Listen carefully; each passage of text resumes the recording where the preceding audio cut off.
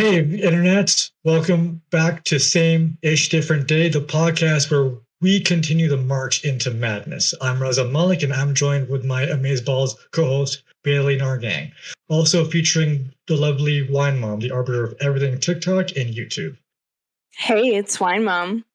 Bailey here. Gotta drop that reminder that you can find this show on any streaming service you use. Remember to leave a sassy review, and you want to bash us or our opinions generally? Well, you can follow us on Instagram, TikTok, and maybe some other places in the future. I join these guys weekly to keep their egos in check as we break down complex social issues and talk about why your kids shouldn't be watching family vloggers. We talk about real-ish on a real level. Ain't got time for the Twitters? Don't worry, we have collectively wasted our existence combing the internet for you. Also, before these two get carried away, don't be shy. Join our Discord for the inside scoop. You can also support us on Patreon, where you can work your way up our very own class system. And don't worry, it's pay to win. So welcome back to another episode of Same Shit, Different Day, where we try not to rip each other's heads off. Let's get it. What's up, internets? Welcome to Same-ish Different Day, the podcast with a name that we can't say anymore. This week, Raza was inspired by a lot of news that's been popping up that's a little negative, and we're visiting the toxic alpha male corner of the internet today. So why are these podcasts and shows becoming so popular? And Raza wants to know how we could be them, because that's totally what success is, right? So podcasters, definitely not us. Podcasters have hopped on this popular trend, mainly about perpetuating toxic male stereotypes, like sleeping with so many beautiful partners and shaming women about their physical attributes or lack of value. As they say these controversial things, why are they getting bigger and bigger?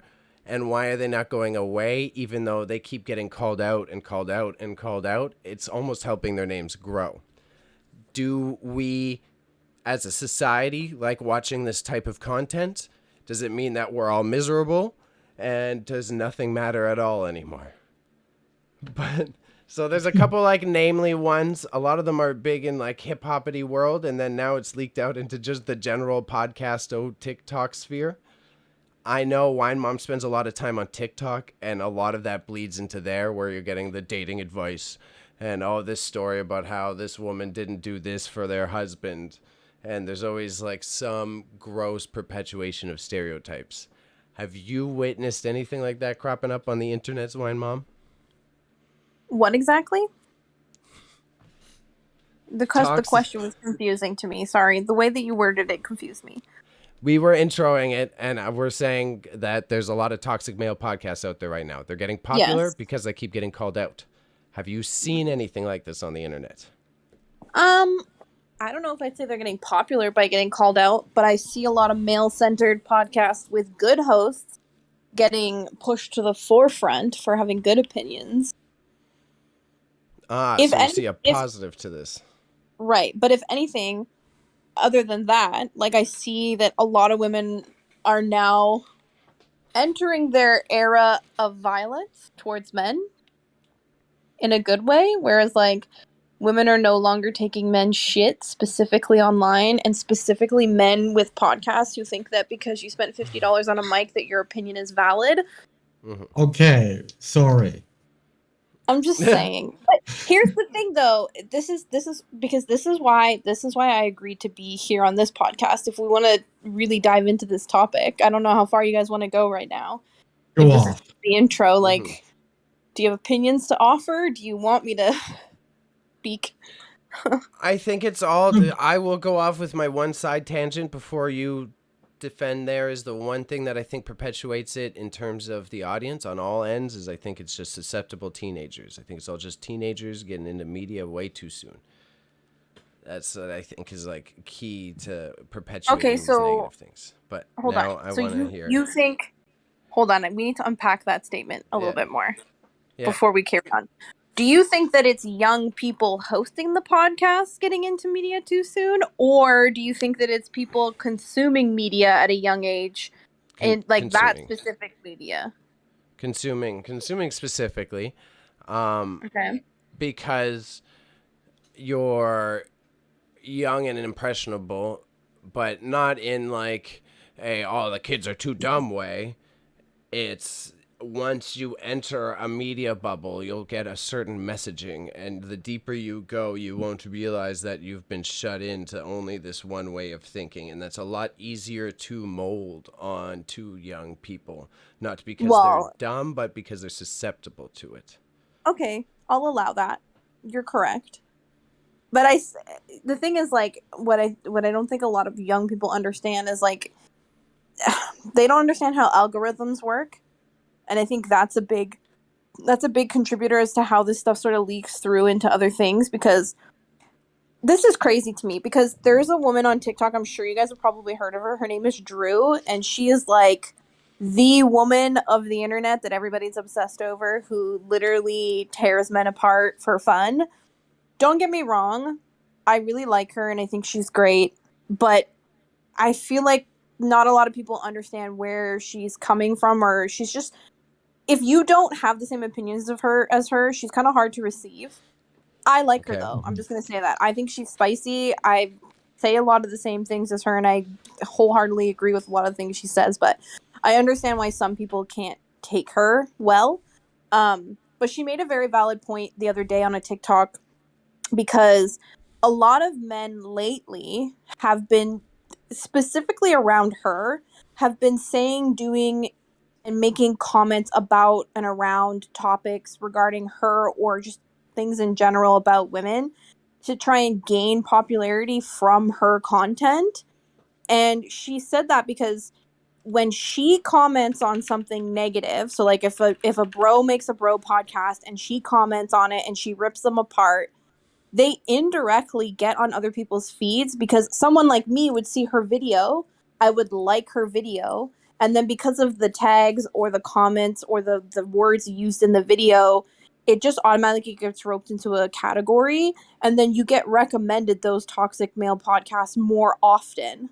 So it's kind of like a vicious circle of, like, you watch this woman's content you like and you're excited about it, but then you're getting recycled shitty male content because you liked her content. Because I've noticed that in watching and liking her content, I get a lot of those male podcasts and just like information about them pop up on my feed, which I don't love, because I don't care what they have to say, because I feel like for me it's not even worth the argument half the time, because I'm like, it's quite clear that they are literally that stupid. So, like, I don't care, you know? Yeah. Because that's the thing, is like, people don't understand how algorithms work. Because she's like, go ahead, comment a mean thing on my video, because you're just going to see my next video. And then you're going to see the video after that, because you're going to comment on the next one too.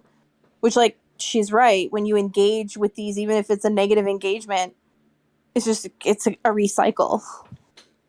It's exceptionally true, and that's why I have to take breaks from social media overall, because I get stuck in those cycles knowing how it functions. Right. But I definitely see where you're coming from, and I think that's totally true. The issue is, like, as you sit there and say you don't care about it, that community can, like, continue to grow, and that's not on you. Yeah. And it's not on your pressure to resolve this. It's just this weird issue because you want to go, oh, the manosphere is so dumb, they're just over there eating steaks and trying to practice making out pickup lines.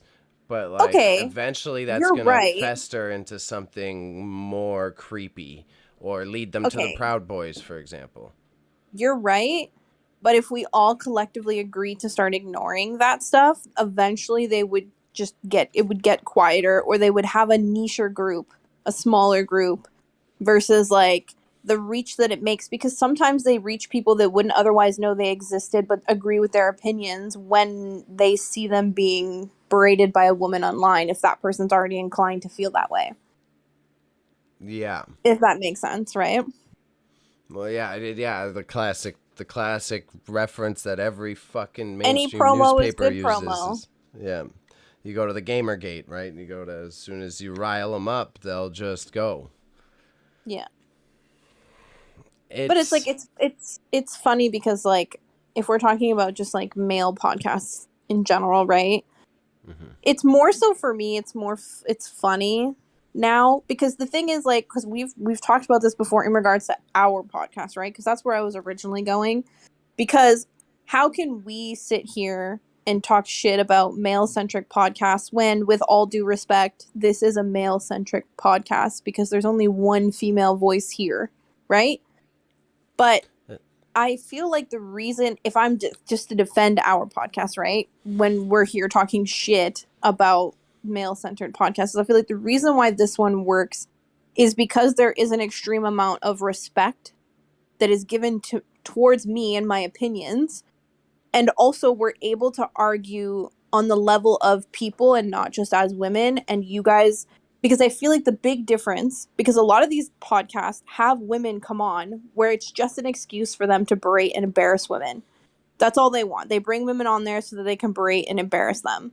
And it's like, at least here, right?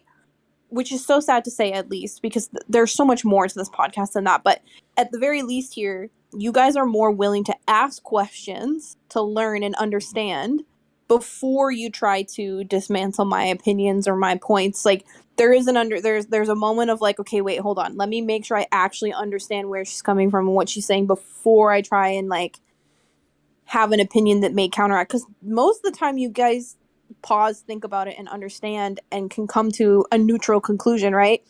But with these male podcasts, there is no willingness to even do that. It's just man right, woman wrong. Yeah, That's and this is what you're referencing now is what brought up this topic. This is now leaked into mainstream media. About this week, it seems like the blogs got tired of writing about the Depp trial and they started writing about this instead. And those a couple podcasts, probably the same clips you've seen of like, yeah, they bring on a woman and just berate them about their opinions. Like, well, because and also because I just want to add on to one thing. yeah, And also because like we work. The reason why I think another reason why we work is because this podcast doesn't operate in an echo chamber, right. All of the ones you're looking at what they are, and then you look at the thing that's around them. With us, it's like a whole. It branches off onto other things. So Right. for those dude podcast, those ones we're talking about, it just stays within that sort of like sphere of like toxicity. Yeah. Which you're right. You're absolutely right. Because this is the thing. Is with these, it's so annoying because I've talked about stereotypes before. Because I believe that stereotypes are valid, right? I don't think that they're completely irrelevant. Stereotypes exist for a reason, right? There is some sort of repetitiveness before a stereotype is given, right? But these guys will try to look for certain stereotypes in women, and then those are the women that they try to bring on their podcast to tear apart, right? Because it's no secret that people, when they think of a schmonly schman's girl, they automatically think lazy, uneducated, self-centered, vain, only cares about what they look like, money, money, money, nothing else, no intelligence, right? That's what they automatically assume. I'm not saying that you guys do because you guys are adults enough to form opinions outside of that. But the general stereotypical opinion that you see online is that, right? So these guys will look for women that they think fit those stereotypes. And it makes me so upset to watch these women who don't actually fit those stereotypes. They are intelligent women and they do have good thoughts and opinions. They just don't know how to articulate themselves in a very aggressive room filled with men who are just tearing them apart. That they don't even get a chance to stand on their 2 feet. And that pisses me off tremendously. Because as somebody who's not fucking afraid to sit in front of anybody, specifically a man, and literally tear his opinions apart because I don't give a fuck, it's very frustrating to see these women not even have an opportunity to speak, right? And I'm thinking, because I know the one podcast that most people are talking about, which is this. I don't want to comment on what he looks like, but it's anyway. This idiot of a man who spends his entire time being like, "Oh well, you cut me off. You cut me off. You cut me off. You're not letting me finish my opinion. Let me complete my Oh thought." yeah. But then in I the know what same you're saying. breath, will cut a woman off completely, not let her finish her thought, and then embarrass her for not letting him finish his thought. It's like, Yeah. don't try. This is the thing. Like, you think you're an alpha, because this is the biggest joke about it. Is that if you were truly, and this is gonna maybe rub people the wrong way. If you are truly an alpha male, if you are truly, right, not that terminology is bullshit. Let's just make that very clear. But if you are truly an alpha man or a superior man or a high value man, whatever the fuck people want to call it, right? Then you would have the self-awareness to shut the fuck up, listen, and let someone completely complete their thought and give you the full information before you pause and respond. Because I've said this to you guys before. You listen to understand, you don't listen to respond. And that's a big difference between, I would say, with you guys on this podcast or any other podcast with good male hosts in comparison to this little dickweed. You know what I mean? So, help me solve this conundrum, right? What you presented, you're super valid. I'm hearing you. And the thing is, like, to teach them this is a high-end concept of, like, power structures and anti-oppression. That, like, this guy doesn't realize that inherently he's dominating this person in conversation. He's completely oblivious to any sort of, like, innate power structure within society, right? So it's like, how do you teach this guy in his dumb language that's what he's doing? Well, I would argue with you that I think he's fully aware that that's what he's doing, and I don't think he gives a fuck. Yeah. That's what I would argue. Yeah. That's what I think too. Because these guys are not dumb enough. They're not dumb enough to act that way and not know that they're acting that way. Because sometimes they say things that are not too left field. Like, you can tell that there is some cognitive functioning going on inside their brains. But they know what they're doing. They know that the intent is because we see this all the time in debates. We see, specifically because you brought up the Johnny Depp thing, in courthouses, right? You see this where somebody will say something, and if you object, right, in a lawyer's sense, you object, they automatically interject themselves into whatever you're saying. And the easiest way to overtake you or to dominate you is to cut you off, write you out, speak over you, and carry on, right? Because a lot of the time in debates, even with us, if I say something and I'm on a point and you guys want to say something, you guys will jump in and be like, whoa, wait, but what about this? And it's like, hold on.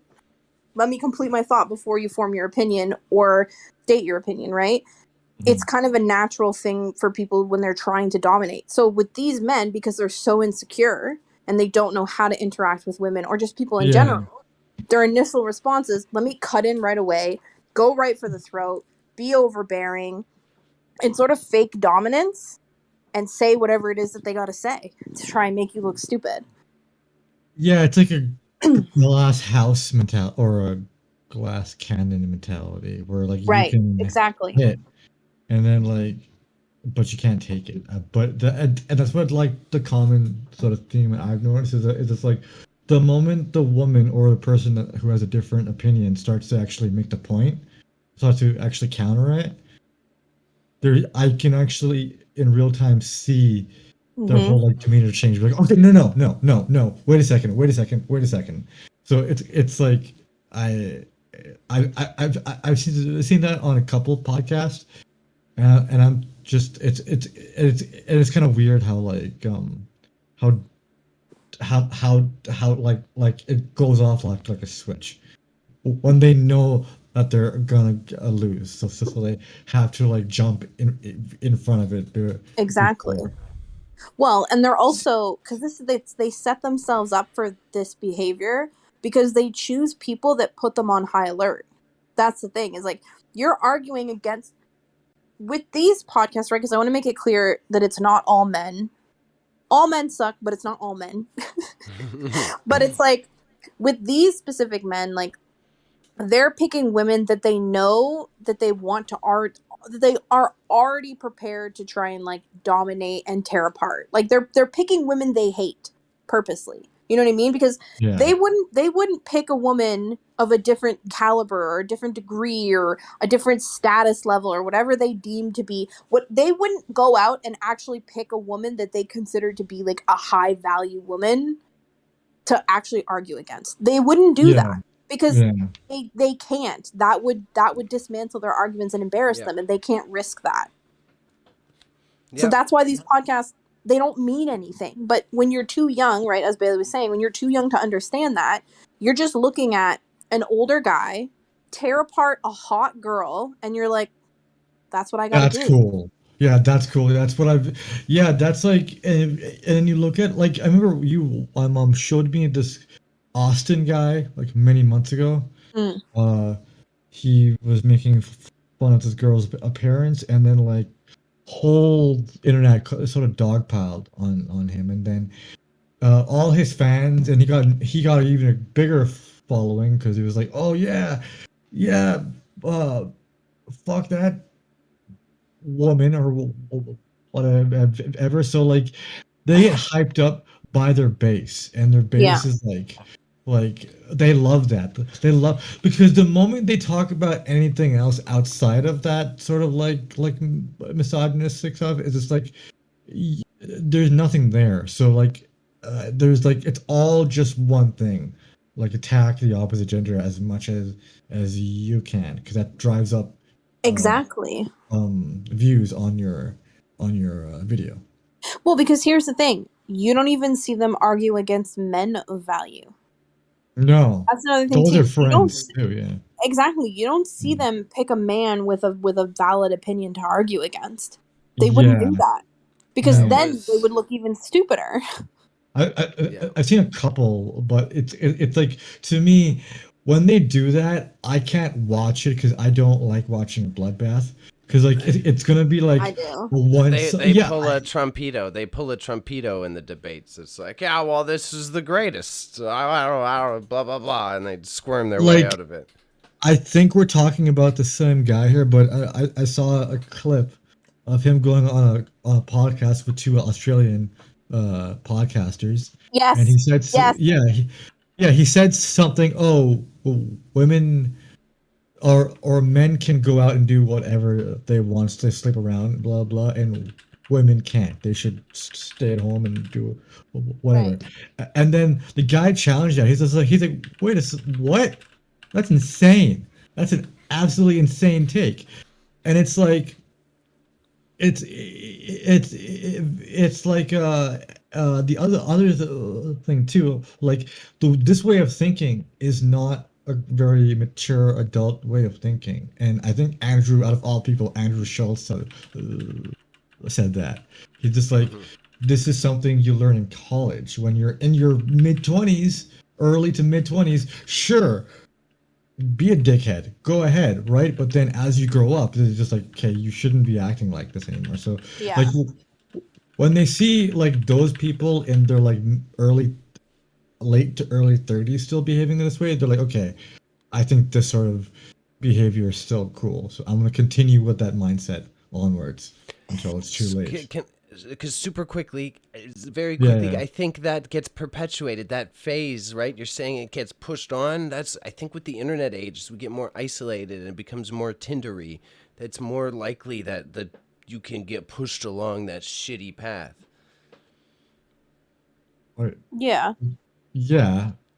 I think, but I mean that it goes longer. That is like now, because you're isolated more. Okay. It's not just like, oh, push into your 30s and then your 40s and then you're developing these toxic traits for life, right? Oh, that's what you're saying. Okay, yeah, I agree. Yeah, with that. That's what I was trying. I was trying to think how I could word that and how I could make that apparent, because I would attribute it to, because women do it too. Let me just tell you that women also get stuck in these vicious cycles.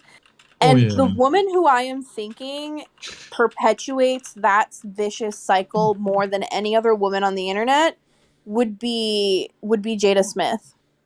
I think she's a prime example of a woman Interesting take. who got to because listen, she got to a place of where when she was a little bit younger, she started to get this sort of status in media, right? Where we started deeming her like in this perfect relationship, this perfect example of like how to be a woman, right? A lot of women looked at her of like, look at this relationship of her and Will.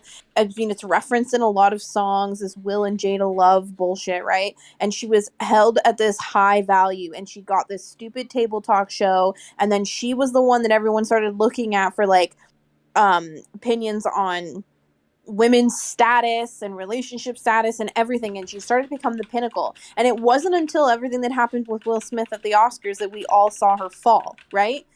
And Yeah. there are so many women who are my age bracket and older who have been looking at her as like the pinnacle of like a female talk show without realizing how toxic she actually is. But she's been able to hide it and present it in a way that we've been able to absorb it, right? And it's the same thing with like, we have someone like Ellen or Oprah, and we have those people which are high value women who host talk shows that get to have meetings with very special people and celebrities, and they're deemed to be like at this high status, right? And we forget about all their toxic traits. It's not just men that we have this problem with, right? But we see it more with men because it can go more viral in a smaller sense than it does with a woman, right?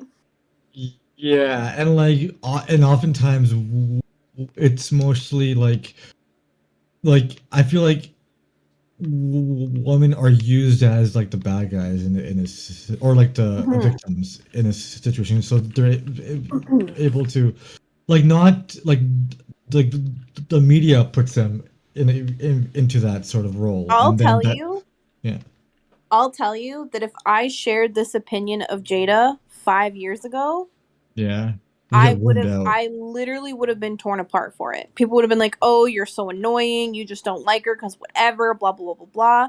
But I've always had this feeling of like, there just wasn't something right. Like this holier than thou mentality, which it's like, just because she's a woman, like she can hold a holier than thou opinion. It's the same thing as these guys with these podcasts. They hold a holier than thou opinion. And it's like there's no way I could have had that opinion unless she had shown her true colors like she did recently, right? I wouldn't be Yeah, able to hold that opinion. People would come yeah, after me. and even well, like Amber Heard too, that whole like behavior thing. It is like even a couple years ago, you wouldn't be able to say that stuff, but now like it sucks that you have to actually see it in order for it to happen. Well, Yes, this is Bailey. it. Yeah, you have to wait until that person falls before you can have an opinion, which is even Yeah. shittier because now as a woman, you're kicking a woman when she's down kind of Mm-hmm. thing, which is, and again, it's that whole like where men are like, oh well, men gotta stick together and like women gotta stick together kind of mentality. And it's like, Mm-hmm. I agree, like as a woman you're hard pressed to catch me shit on another woman, and I will Yeah. probably take her side. But Yeah. as an adult person with opinions and cognitive thinking, you have to look at that person and be like, okay, am I taking this person's side because they're a woman, or am I taking this person's side because their points are valid? Exactly. Right? And like it took me a whole like a long time to be like, yes, believe women, but you should also like listen to what they're saying, because it's probably not the whole thing, right? Exactly. So like Exactly. that's a very like you have to find that that balance out and stuff. So it's just yeah, it's just and I hate how it's done on both sides, because it sort of enforces those points that these guys are talking about. You know what I mean? Yeah. It makes their points like seem more tangible, like when they're looking at it through a much better Exactly. lens, rather than the whole thing. They're like, okay, this specific issue is or reflects the entire thing. Mm-hmm.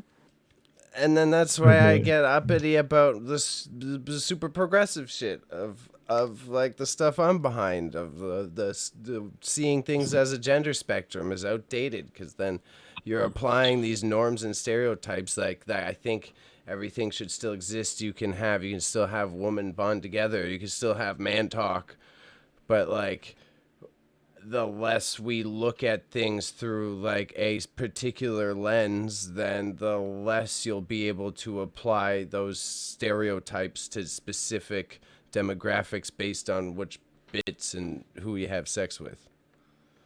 Right. I Right? mean, it Yeah. kind of reminds me of the saying that is really popular among women, where it's like, if the phrase "all men are shit" offends you, then you're probably one of those shitty men. Because a lot of men will hear you say Yeah. all men are trash, but the non-trash men know we're not talking about them, right? Yeah. But the trash men are like, no, not all men are trash, right? There's that whole like phrase. And it's like, I like that phrase. I like that phrase because it's valid. Yeah. But at the same time, it's kind of like, to what Bailey said, it's sort of outdated to just be like, Mhm. all men are shit, you know?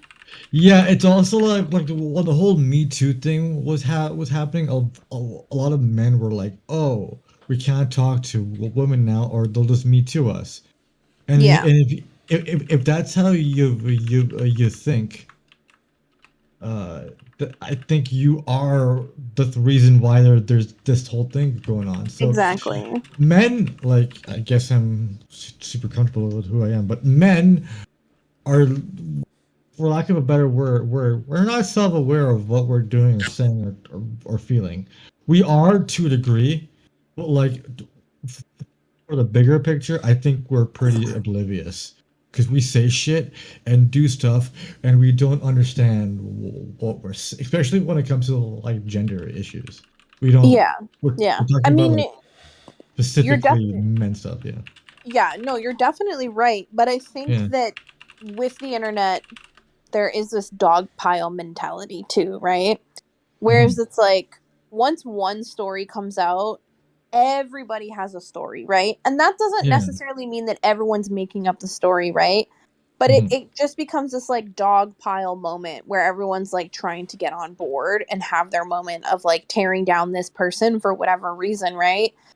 And it's like, because this is what I mean when I say stereotypes exist, right? When I say that, and not stereotypes just as in like, oh, most white people have straight hair, because that is a stereotype of a white person, because majority of white people have straight hair, whatever. Yeah, I'm just making a random stereotype here, right? It's also stereotypes as in relation to situations, right? It's a stereotypical aspect of when someone has an allegation put against them, a bunch of people are also going to come out with allegations. That is a stereotypical experience of an allegation, right? Yeah. Yeah. And it's like, these are the reasons why other people are able to make arguments against, because they're like, well, look at this stereotypical action, right? So it's like, we saw this happen with, because we're talking about it, the Depp and Heard trial, right? She came out, instantly everybody dogpiled and took her side, because believe all women, right? That is a Yeah. very big phrase. It was the Me Too movement. That's what goes Yeah. on, right? Yeah. But we've seen now, as the evidence has come out, whatever, I don't care. Whatever side you fall on, that's your opinion. I don't really give a shit how people feel about it. I'm watching the entire trial and forming my own opinion based on the facts that are actually being presented. So people can form their own opinion however they want. But the reality is that there is evidence now coming out to show that there was an imbalance, and the stereotypical behavior was to instantly dogpile on one person that they deem to be the responsible perpetrator, with complete disregard for the other person's behavior. And we've seen that in multiple cases along the years happen, right? Yeah. It's like, this is why men like that are able to sit on these high horses, because of these few situations where the stereotype doesn't apply, and they're able to be like, oh, look, see, all you guys with this stereotype, and then you do this. But in the same breath, they'll use stereotypes against women and do the same thing. Yeah. So it's like a vicious circle of just like, how can each person, I guess if you want to say gender specifically, how can each gender or each group tear each other down based off stereotypes? No, it's true. It's a trip, because it's like a truly endless cycle. Like, this is endless politics, cycle. right? Yeah. Because Yeah. then as soon as you say the one thing, then they'll pull out like, well, you didn't, blah, blah, blah. Like there's always going to be a counter argument, and it's sad and dark, and I did have a disdain for it. I wish there was a solution. Well, I mean, I the think only until... yeah. Go ahead, Yeah. Raza. No, it's okay. Go on. I was just going to say, until people come to the general conclusion that stereotypes exist, but they are not the catalyst for your argument, we're not going to get anywhere. That's the reality, because I'm not going to sit here and pretend that, because listen, we argue about things all the time, and a part of my purpose here is to argue points to you guys and ultimately get to some conclusion where there's either agreement for me or a mutual agreement, right? That's part of arguing. And I have on many occasions, I'm going to say it, I have on many occasions have used a stereotype to win an argument against you guys. I've done it.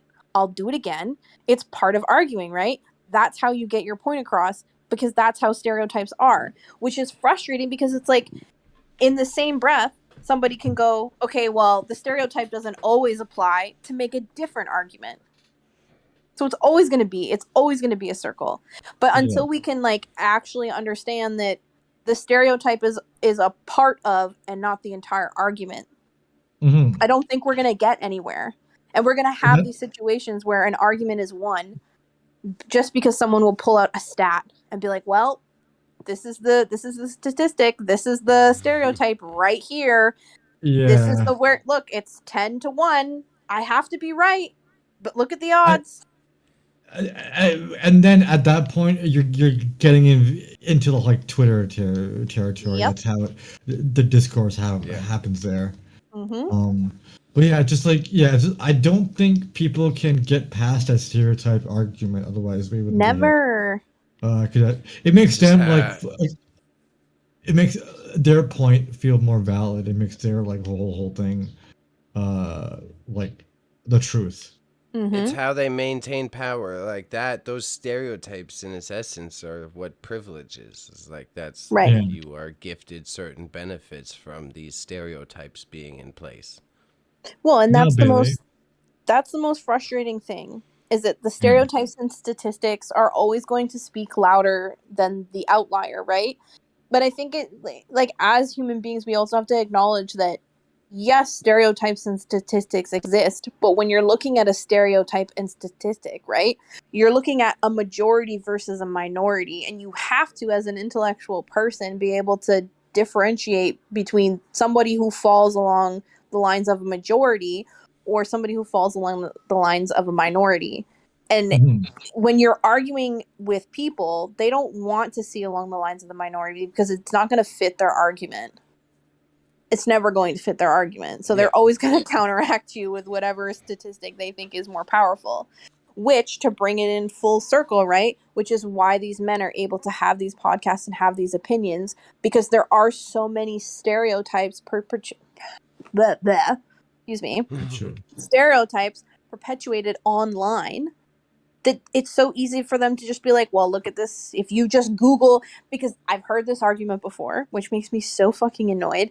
They'll be like, oh, just look up X, Y, and Z hashtag and you'll see for yourself what's in the hashtag. Well, obvious fucking Lee, if you look up a hashtag, you're going to see all the things related to what said hashtag. If you look up hashtag turtles, you're not going to find a bunch of fucking rabbits. So what is your argument here? But they've already won because they're like, look at the relation to this to the stereotype. Yep. I've already won my argument. Yeah, I think it's us. Yeah, it's like, I don't know. It's like it's like that's a trump card, and like that's like the way that people will argue, because you can't, if you argue against facts, it'll make you look dumb. Well, this is exactly it. And this is why I've never been able to have any sort of discourse around the hot tub stream stuff. Because if I even try and say anything, I'll instantly be torn apart. I can't have an opinion because nobody's willing to see my minority argument in the majority. It's not going to happen. Yeah. Yeah, I know. I see what you're saying. Yeah, again, it's just like, it's people have like such a weird like sort of like headstrong mentality for everything, even things they don't know about. This whole Rona thing showed us that. We're like, oh, we're all Yeah. scientists now. We're all humanitarians. We're all freedom fighters. So I think it's like this thing that people they want to feel like they are the arbiter of something. Everybody wants to feel like they know something, right? Unless you're Bailey, who wants to know everything in the world, right? But like, there are people, yeah, there are everybody online you're gonna meet is gonna act like some sort of expert in something, and like they're always gonna throw uh like stats or like facts Well, at your this face. this Yeah, is exactly it. yeah, And what's and tripped me like, out though is I think people were always this way, and it's just the internet. I think everyone, we were all in our little towns, and Jim's dad always pretended to be hot shit at knowing how to do this, and the guy down the street did that, and the you know? Like, I think the internet's just exposing that everyone's a narcissist. Okay. yeah, Okay. yeah, right. I don't love the word narcissist. I'll allow it. I don't love it. I'll Okay. allow it. You're on But thin ice, Bailey. I'll say we experienced this. I think Bailey is probably the most self-aware person in regards to this specifically. It's like when we were in high school, how many of the smarter kids thought that they were so woke with their woke ass opinions, but really it was just some regurgitated bullshit that they saw online that all the other kids didn't Yeah. see, that was maybe just a little bit more educationally informed. You know what I mean? Yeah. And Yeah. it's like, were you really woke, or were you just learning something new that nobody else actually understood yet or didn't get a chance to learn? Mm-hmm. No, exactly. Right? That And was, Yeah. that's what we see nowadays. Because it's like, because I've had this argument. I'll talk about this, right? This may bring a little bit of light to what I'm explaining. Is we remember when everything happened with George Floyd, right? Yeah. I got into an argument with somebody who tried to tell me that they use reasonable force, right? Now, because I have done a lot of research in true crime, I'm very aware of what amount of force it takes to require certain injuries or for certain parts of the body to receive certain types of trauma, right?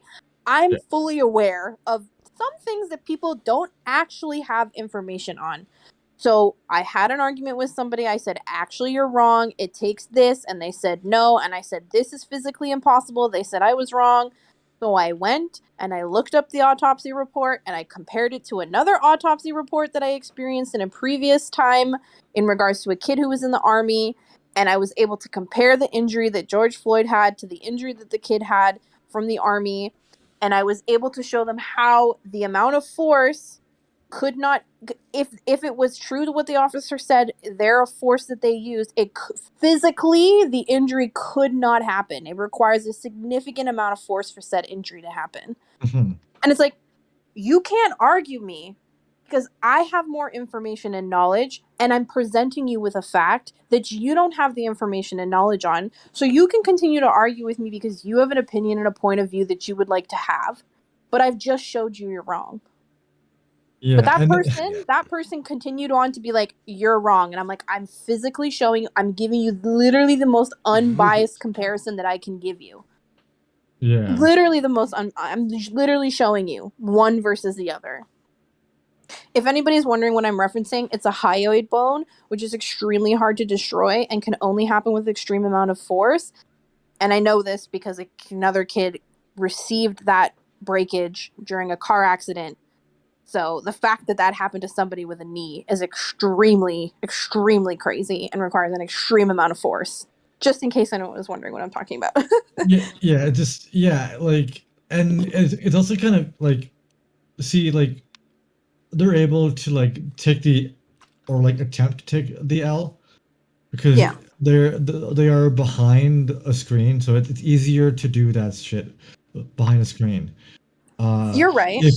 If you're able to do, if it was in person and you said, oh, by the way, here's how it happened, here's some actual people talking about it, here's my scientific discovery, then it would be a different game. But because homie has the protection of the internet. It's Well, sort of like it doesn't really matter to him. Right? exactly. So He you're could get right. a rise out of you. Exactly. You're right with Yeah. that point. But it's Yeah. also the fact that depending on what side of the argument you fall on, you'll automatically be discredited, right?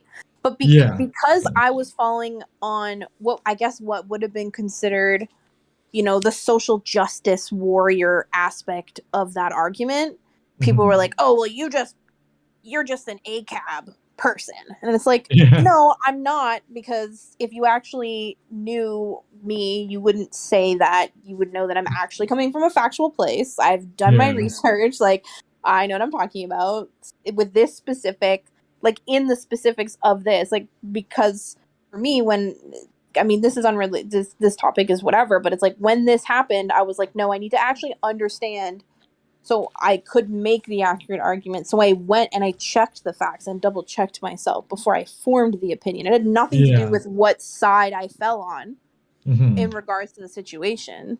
It was just a matter of like, this is the fact that happens to perpetuate my argument. I'm sorry, this is the fact. Yeah. Right? And then I wish like stuff like that would actually make a dent, but it doesn't It usually. And doesn't. well, you're just looking at a liberal thing, you libtard or something like Yeah, that. you libtard.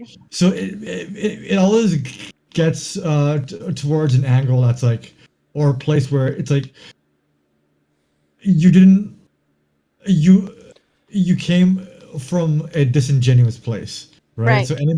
So if you're gonna talk to somebody who initially disingenuous, you're gonna lose that argument. Exactly. Yeah, yeah. So, like, what I was trying to think about, right? Mm-hmm. I was thinking about, you were saying before when we started this debate, or not, it's just a topic, not debate. Conversation. Yeah, about like how you should isolate these people and like leave them alone, right? Yeah. But I kind of worry that like they're like Shrek. Like if you leave them alone in the swamp too long and they're Oh my alone, god, they're boy. just going to become more of a troll and more angry and eventually find themselves a talking donkey that agrees with them to go cause havoc on Reddit and 4chan, Like, so how do you stop that echo chamber if the solution is to also isolate? Well, first of all, are you reading chat right now? Because Yeah, he is. where did He that is. come from? Your friend. Honestly, Your best friend in the like, whole world. we all know how I feel about Shrek memes. Donkey. But the thing is, like, yeah, I mean, it's not a permanent solution, right? Obviously. Mhm. But I think that when we leave them alone to sit in their own little echo chambers, right?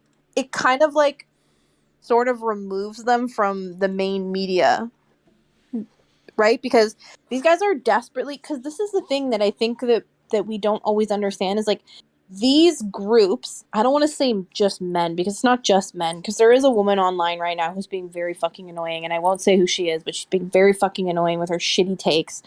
But there, these groups, no, but there's these groups, right, that develop these like followings, and they're desperately trying to say things that will get them in the media, that will get them attention, right? And I say this because like I think about when Charlemagne was doing the show with Andrew and they had Donkey of the Day and he would do the Donkey of the Day announcement, and like sometimes he was so out of pocket with his choices, and I felt like he's literally just looking for that person to like poke, to like get the snowball rolling, to like get attention. Yeah. And it's like that's what these groups are desperately doing, and they're able to do it because they're able to get on a platform like TikTok where it's viral, random, constant videos. There's no way that any person could just open TikTok and not eventually run into one of those topics, right? Dude, So yes. Oh my god, yeah. I'm like on Instagram doing the thing, and it's just all like it's just this weird stuff that from his side that comes over to our side Yeah. just based off like the smallest Exactly. of So it's connection. Yeah. so like really honestly, there is no real way to dismantle them because it's just not going to happen. And with all due respect, as much as I cannot stand these people, I don't want them to be dismantled because I think that it's important that they exist because it allows for conversations like this to exist where there's actual thought, communication, dialogue, conclusion. Like there's actually something happening here. Whereas, like, Mhm. maybe will affect a small group of people that has seen that content or maybe hasn't seen it yet. And they'll have a little bit of a chance to be like, okay, I remember watching this podcast and this is the information that they gave me. And maybe I'm going to take this with a grain of salt versus the entire jar. You know what I mean? So it's like, I don't want them to exist, but I also don't think that they should not exist because it's kind of human nature. Like this is how it's gonna work. It's good and Yeah. evil, whatever. It's bound to I happen agree with some you, way. but like they should exist as long as the thing that they're discussing, if it's the opposite of me, should be like in should be like genuine and not come from a bad uh, faith side, right? So Yeah. I think that like yes, those people should exist, but like sh- how to what degree should we listen to them? You I know, mean, is there? Yeah. you're right. I mean, personally, when I see them come up now, originally I used to watch some of the content and form my own opinions and like maybe listen to extending content. Now I just swipe.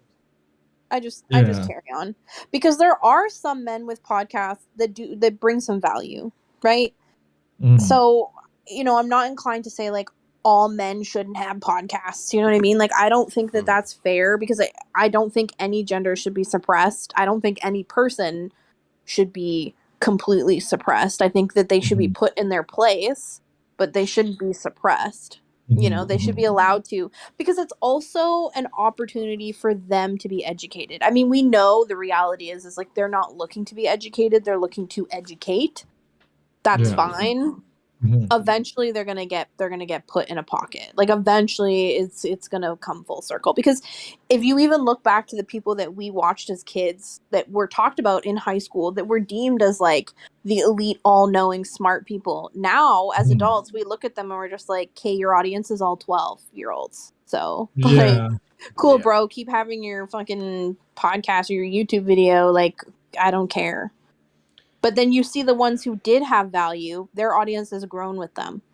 Mhm. So I guess Looking at you, it's for us to figure it out as adults, I Logan guess. Paul. Yeah, I guess. Yeah, like the woke term nowadays people have been using is like rather than calling people out, you gotta call them in, and you don't have to filter yourself, but it's doing what you said, of like giving the Wait, hold up. opportunity Go to back. Go say back.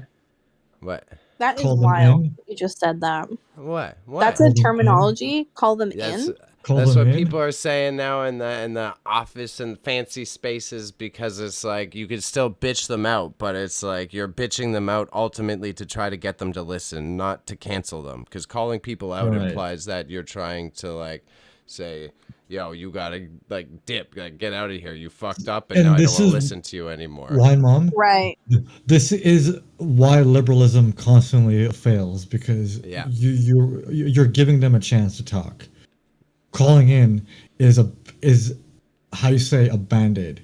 It isn't a cure. Calling out is scorched earth mentality. Well, Right? but here's another thing too though. I think that as a society, right?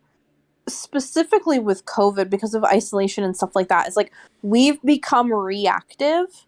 Yeah.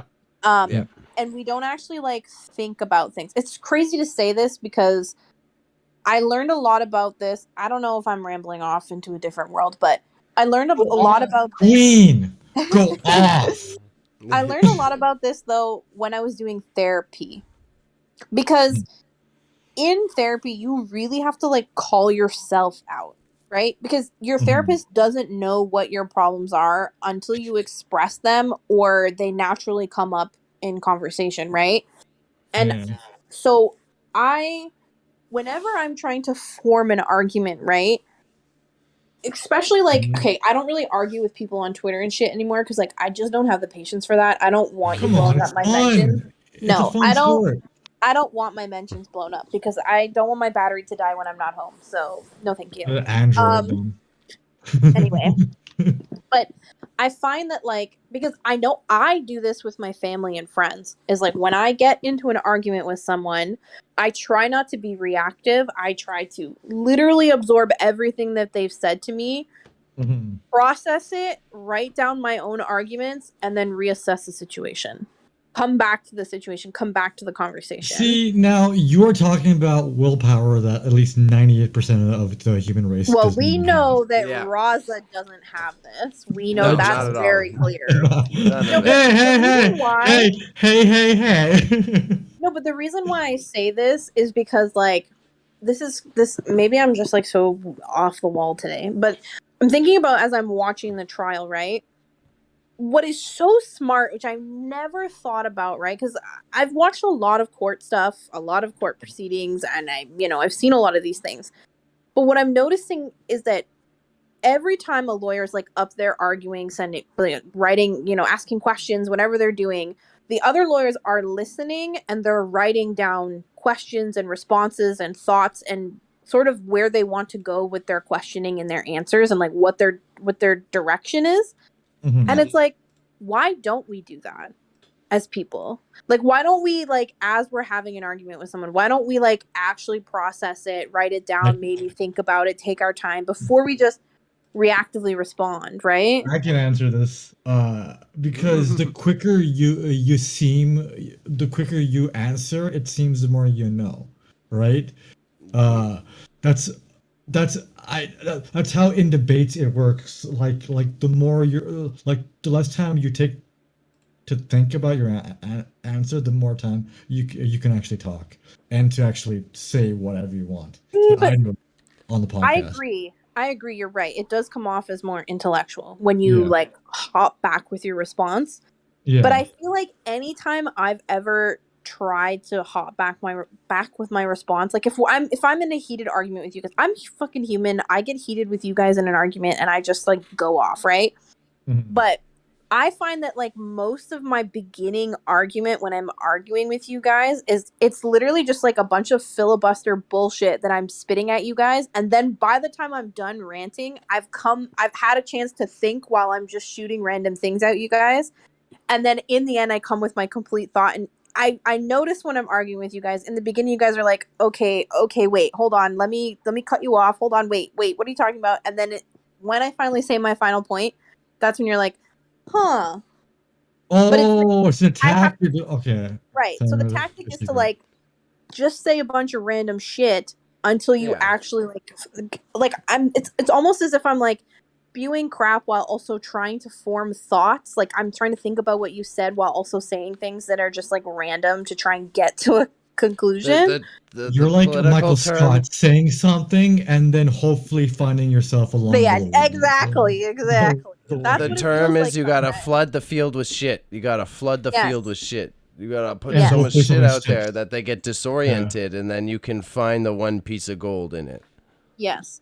But I will say, like, as I'm getting older and as I'm, like, becoming more, I guess, self-reflective and, like, I guess the term would be mature, is that I'm realizing that I need to, like, listen to what's actually being said, especially in an argument sense. I need to, like, listen to what actually is being said and then respond to it. And it's like, through therapy, I learned that because I've talked about this with you guys before, is that, like, I had to tell my therapist that I was reactive and violent and aggressive and super like toxic and get like when I get angry, I get very volatile.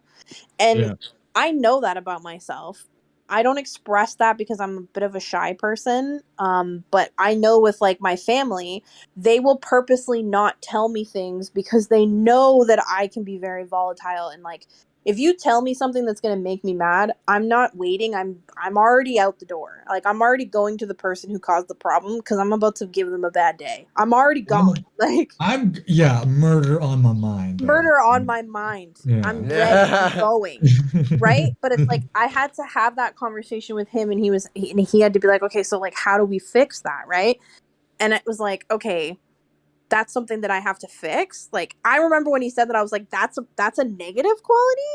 That I'm like ready to protect people, that I'm like, when something happens and I get angry, that I'm ready to just like go head on with it. That's a negative aspect, because I didn't see it as such for a very long time. So it's like, as I'm getting older, I'm realizing, oh, okay, reacting to somebody with like being bigger or more violent or more forward or more confrontational, sometimes it works, but it's not always the healthiest, most responsible reaction, because the saying, like, you get more bees with honey than vinegar, is so fucking true. I've never heard that before. You've never heard that? No. It's genuinely so true. You never heard that? No. You want to joke? I'm learning like weird tidbits of like white culture from like both of you every now and again. It's the truth though, is because I know that, because I had a friend come to me not that long ago and express an opinion to me that literally made me laugh. I was like, I don't think you even know yourself that you've expressed that opinion to me. I won't say what it is because I don't want to embarrass anybody if they think it's about them. But they said something to me and I was just like, I laughed. I was like, you don't actually mean that. And they were like, instantly got defended because I was rude, right? And I was like, okay, hold on. Let me try and explain this to you with compassion. Like, be a little bit nicer about why I'm actually laughing at you. And like, not that I'm actually laughing at you, that I just think it's funny that you've made that connection. And like, I had to like try and approach it in a kinder way. I like that. And you're like, wait, it's your fault why I'm laughing. Yeah. Yeah, let me explain to you why I'm being a brat and laughing at you. Let me actually tell you, like, the truth. That's so funny. Yeah.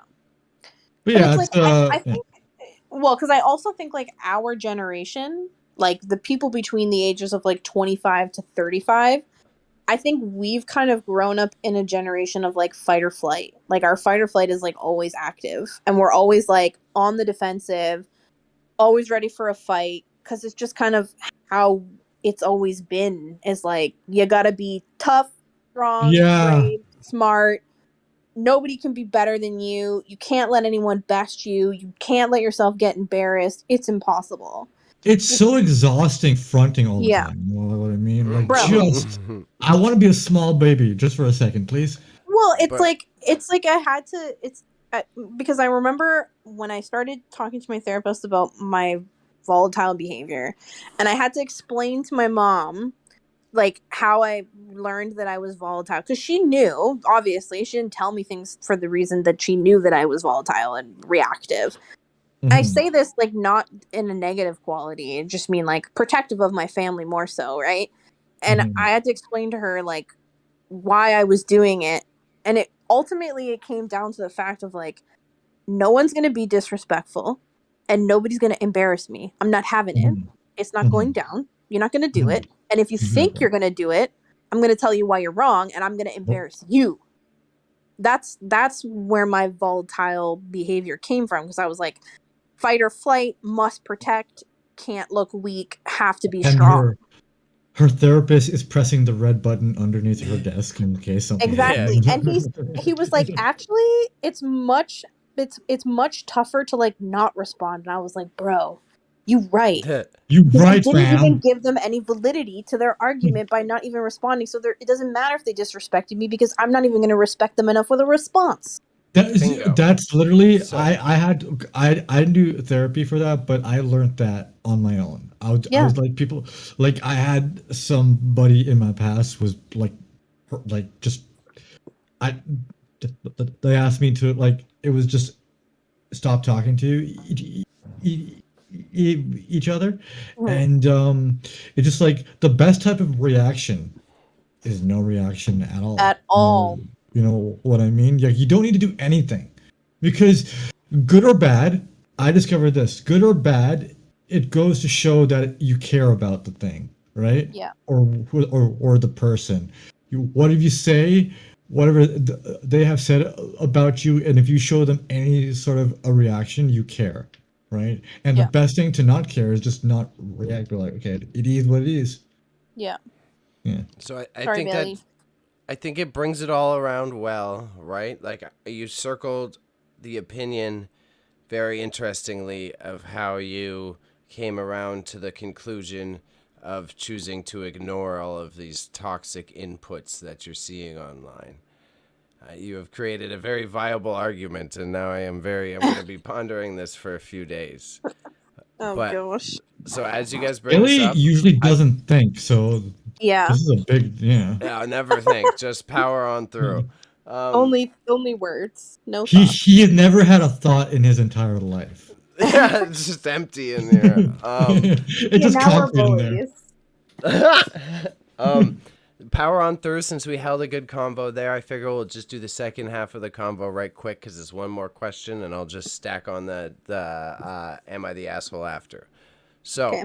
to summarize that, I think what you brought up there at the end, it's a lot of growth. It took a whole journey to get there to understand how to let go of it, right? So as Yeah. we're looking at it in terms of like these toxic channels, Mm-hmm. why do they continue to do this type of content? Is it that it's low-hanging fruit that allows this toxicity to thrive, or are they creating the low-hanging fruit? You know? Like chicken or the egg? Are they making these type of videos and content because people are consuming it, or are people consuming it because it's just there because that's what they're looking for? A little bit of both. A little bit of both. Yeah. A little bit of both. I'm gonna say it's definitely a combination. Yeah. I think they genuinely believe the bullshit that comes out of their mouths because they've Yeah. said it so much that they can't form thoughts otherwise, and they're unable to experience growth at this point. Yeah. But I think that they're also capitalizing on the people who are too young to form self-navigated thoughts, that it's Yeah. easier to get that audience that's willing to like express the same views as them, and maybe like the people who are still in that like formative mind stage, Yeah. right? Because let's Yeah. just make something very clear. This is something I want to make very clear. It does not matter if you are 17 or if you are 35. You can still be in your formative time of like how your brain thinks and how you make thoughts and how you consume certain knowledge and information and how you interpret it. That is a lifelong process. And sometimes people have breakthroughs at 25 and sometimes people have breakthroughs at 40. And I say this because even with my own mother, I see her as an adult woman having breakthroughs on things that she's learning. So I think it's like these guys are taking advantage of the people who haven't had their breakthrough yet, where they're able to form their own fully encompassing opinions, and they're stuck being like, well, maybe this opinion might be something that I can have because I don't have an opinion on this specific topic yet. And so they're able to corner that market, and that's why they're able to continue to be successful.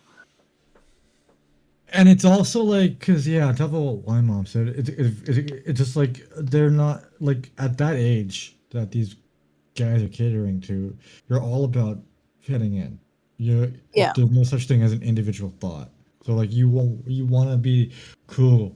And the coolest thing right now in that age, I guess, is misogyny. So, it's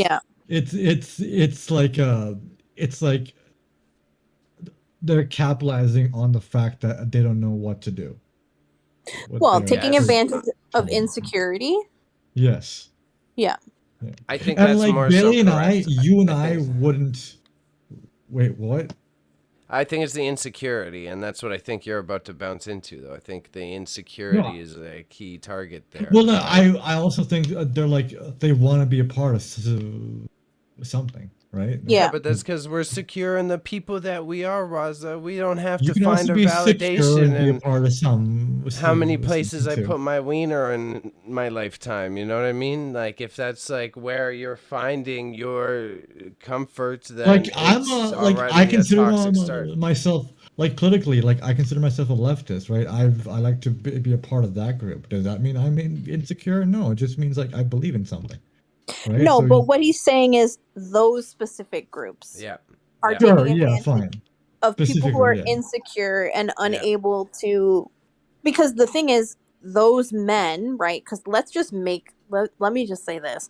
If you're calling yourself an alpha, you're looking for a pack. Okay? That's what that in their terminology, in their mind. I'm the alpha, you guys, all these listeners are my pack. So they're insecure followers looking to learn how to become an alpha from watching an alpha. That's their fucking crazy psychotic mindset.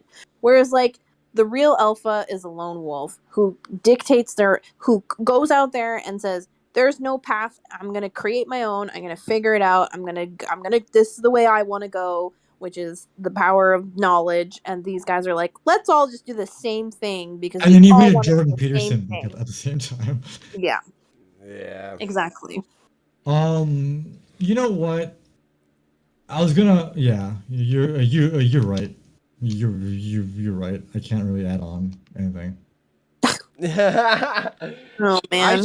My only addition is like just a little bit more pessimistic. I think the insecurity is a good point to hit on, but I think a lot of it is just mindless people.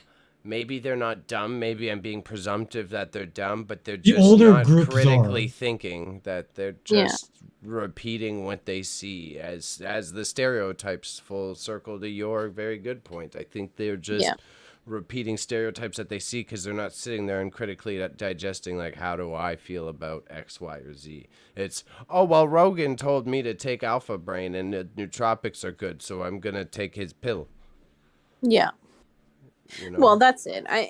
They do. It's at the end of the day, they're taking advantage of some group, regardless of whether it's an intellectual group or not. It's a group that is either not smart enough to form their own opinions or not smart enough to try to challenge things that are given to them, right?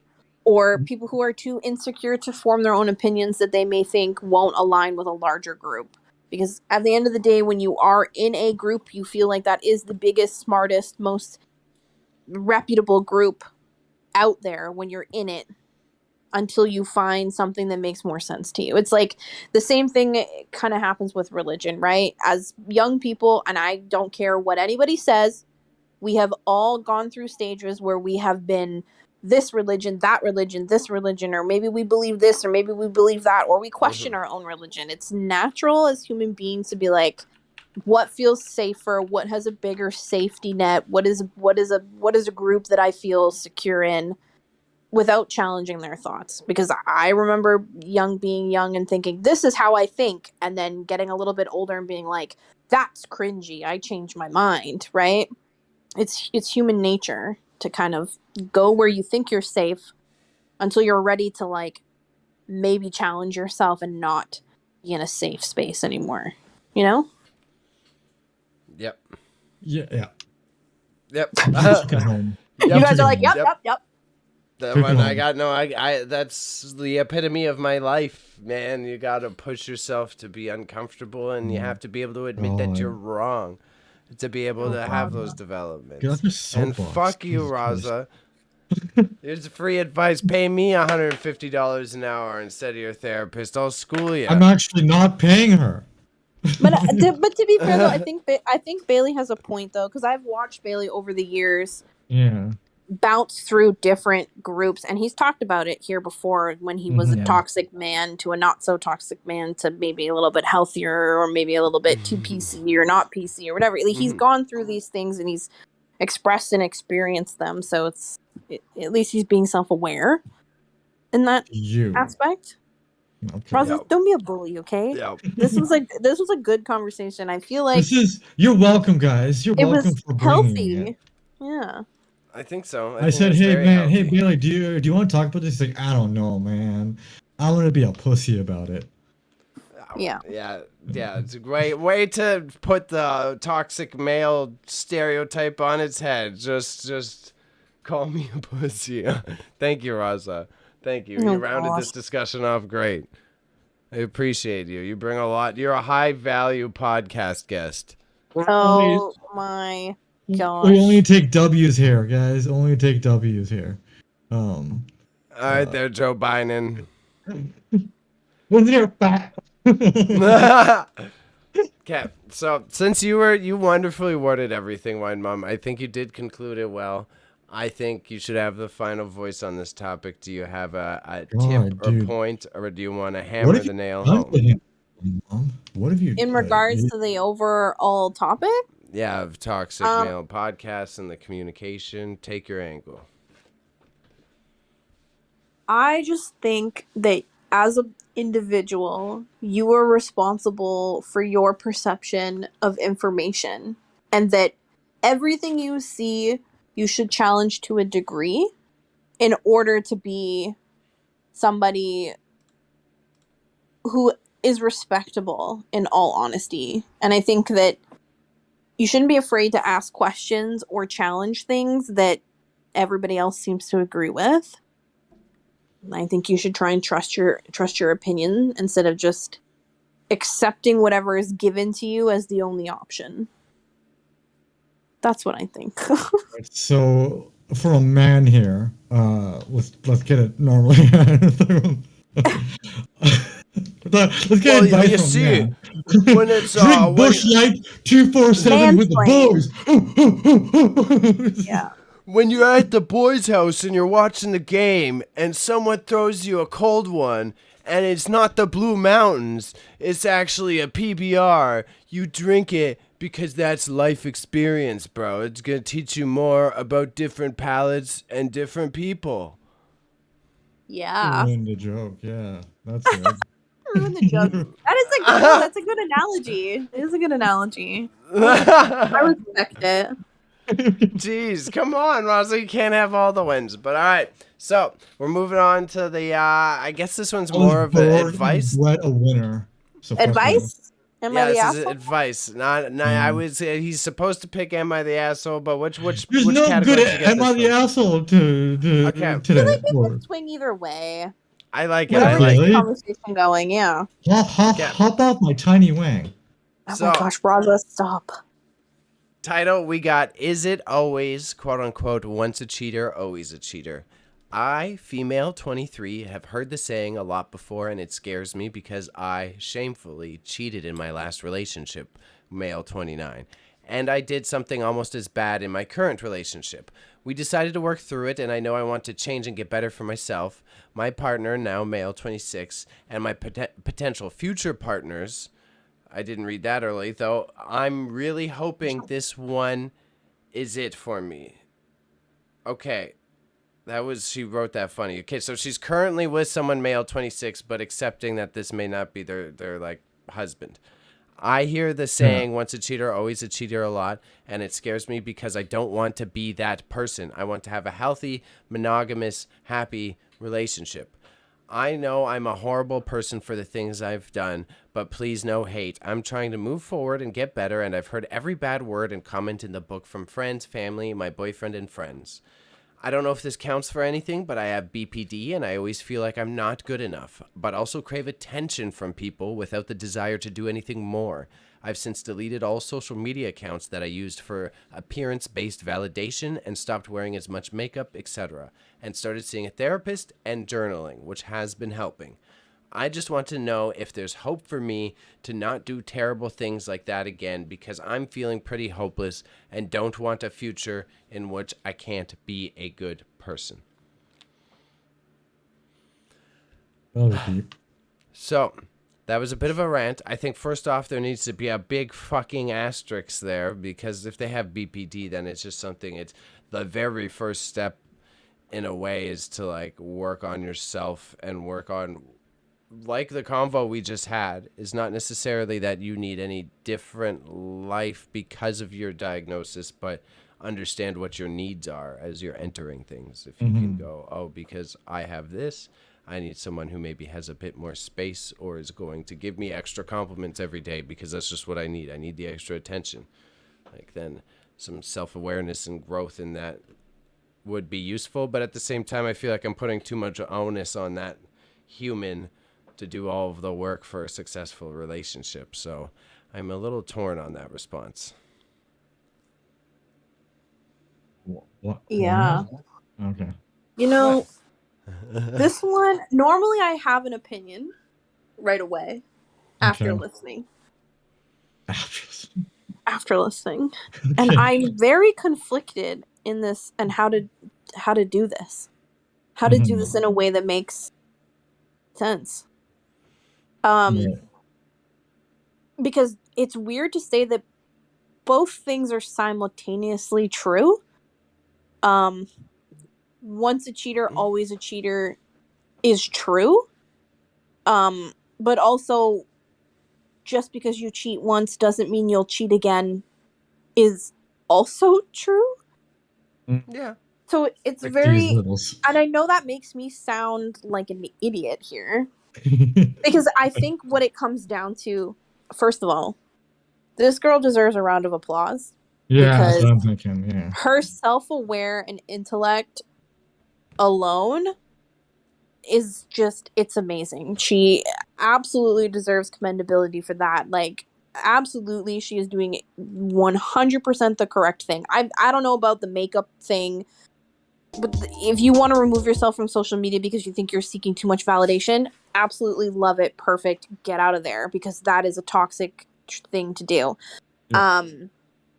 I do not love the fact that the stereotype of BPD is promiscuousness, or whatever the word is.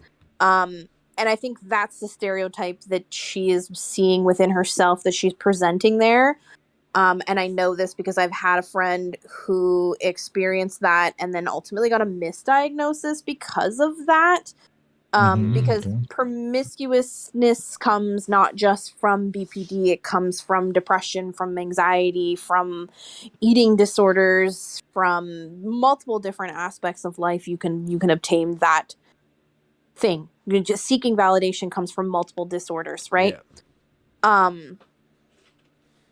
I think that there is significant amount of hope for her, specifically in the fact that she's so self-aware and she's gone to therapy and doing the things to make herself better.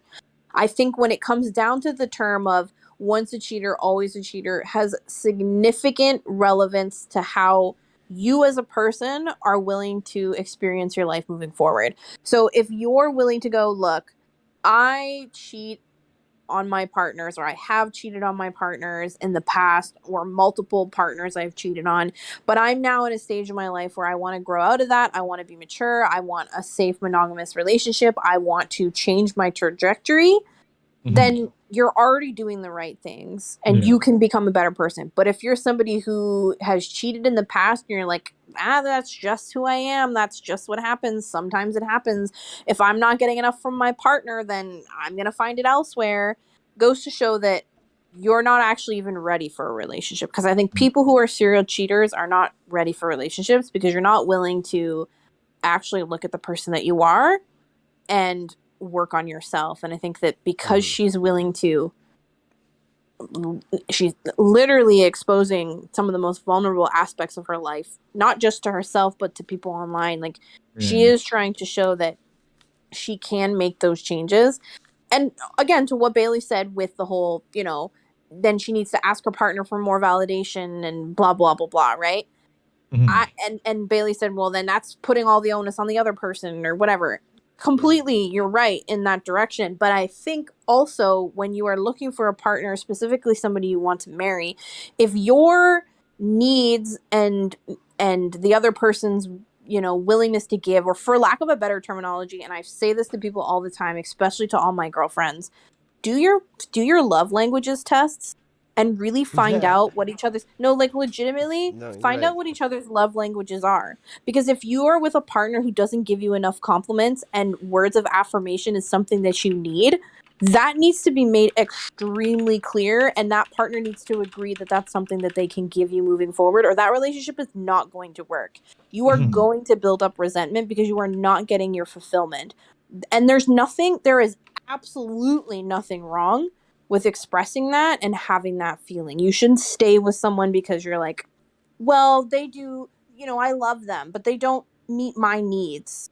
No. Right, yeah. I'm the first person to say that and not follow it, but I mean it wholeheartedly. Like, that really does determine your amount of success. And I think that she's not wrong in knowing that she needs those things. And I think, like, based off that statement that she made, it seems like her partner is kind of like, well, you've done it before, you're probably going to do it to me, and is a little bit like dismissive of their progress or where they plan on going. And I think that's an indicator that you could fall back into your habits because that partner is not going to meet your needs and give you what you need, because it's clear that person, that girl, she needs someone who's going to say, you're doing a good job, I trust you, I believe you, you're beautiful. She needs that.